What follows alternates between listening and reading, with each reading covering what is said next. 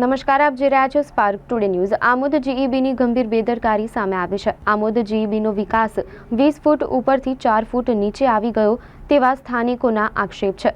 આમોદ શાંતિનગર ખાતે રહેતા 9 વર્ષ બાળકનું વીજ કરંટ લાગતા ગંભીર ઈજાઓ પહોંચતા આમોદ સામૂહિક આરોગ્ય કેન્દ્ર ખાતે લઈ જતા સારવાર દરમિયાન આબાદ બચાવ થયો હતો।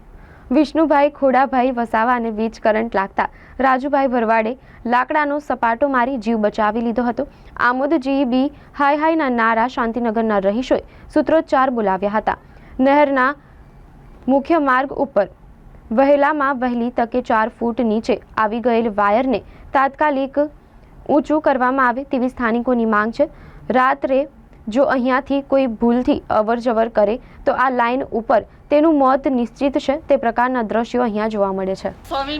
સોમીબેન શું થયું હતું તમારે? અમારા છોકરો બકરા ચારવા ગયો હતો ને તો અમને ખબર નહીં કે રસ્તામાં છોકરાને ખબર નહીં કે રસ્તામાં વાયર પડેલો છે। છોકરો અહીંયા રેન રખતો જતો હતો તેના હાથમાં એકદમ વાયર આવી ગયો તો મારો છોકરો એકદમ જ હાથમાં રહી ગયો। હંભો ભરવાડ આવ્યો તો ભરવાડ જોયું તો ભરવાડ સપાટો મારીને મારા છોકરાને નીચે નાખી દીધો।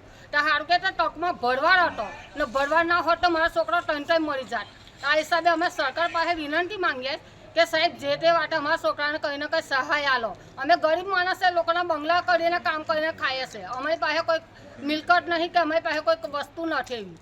અચ્છા, જીઈબીને તમે શું કહેશો? જીઈબીને બી અમારી વિનંતી છે કે જે તે વાટે આ વાયર ઊંચો કરો। અમારો છોકરો સણકાલ ઉઠીને કોઈને બીજોનો છોકરા હોય। આ વાત સર વાયર દેખાય છે તમને નેર ઉપર તે છોકરો છોટી ગયો તો તે મેં ડોંગ મારી અને છૂટો પાડ્યો। બેરે છોકરો બચ્યો તો તમે એ વાયર અધ્ધર લેવા તમને વિનંતી, પછી એના પગલાં આગળ લેવામાં આવશે। હા, પછી તમારી થાય તો કરજો ને ના થાય તો પછી કમ્પ્લેન તમને આગળ જ અમે આપીશું તમને। હા, આ અરજી અમારી સ્વીકાર કરજો। આટલી અરજી અમારી સ્વીકાર કરજો। 2 દિવસ પહેલા આવ્યા હતા? હા, 2 દિવસ પહેલા તમે આવ્યા હતા પણ તમે કઈ એનું કઈ કાર્ય કર્યું નહીં। હા।